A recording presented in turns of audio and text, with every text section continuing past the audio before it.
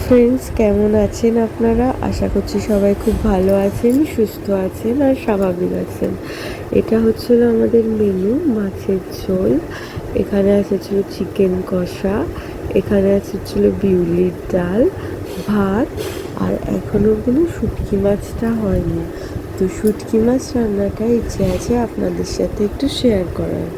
এখন প্রথমে আমার শুটকি মাছগুলোকে ভালো করে ভেজে নিচ্ছে, এই যে। আর তার আগে শুটকি মাছগুলোকে ভালো করে গরম জল দিয়ে ধুয়ে নিয়েছিলাম, যাতে শুটকি মাছের যে উগ্র গন্ধটা থাকে সেই উগ্র গন্ধটা বেরিয়ে যায় যাতে। এরপরে শুটকি মাছগুলোকে ভালো করে লাল লাল করে ভেজে নিচ্ছে, তারপরে তাতে একটু হলুদ গুঁড়ো দিয়ে দিচ্ছে যাতে কিনা কালারটা আসে। এরপরে এটাকে ভালো করে লাল লাল করে ভেজে নিচ্ছে, নেওয়ার পরে এখান থেকে এটা যখন ভালো মতো ঝুরঝুরে ভাজা হয়ে যাবে তখন এটাকে একটা জায়গাতে তুলে নেবে। তুলে নিয়ে আলু, পেঁয়াজ এগুলো এখানে দিয়ে ভালো করে ভেজে নেবে। আর নিয়ে তারপরে এই মাছগুলো তাতে দিয়ে দেবে।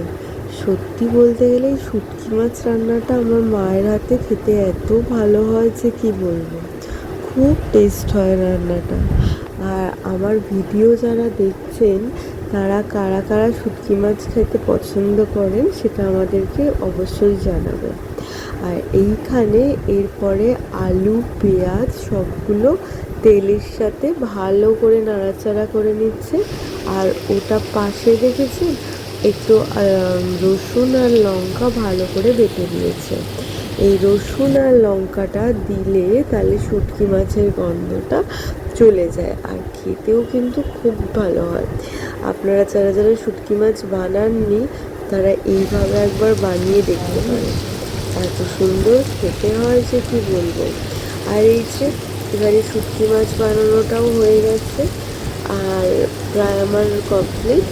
আর আজকে না বড় মামা এসেছিল, তাই বড় মামার জন্য এখান থেকে আমুলের আইসক্রিম আনিয়েছিলাম। আইসক্রিমটাও খেতে খুব ভালো ছিল।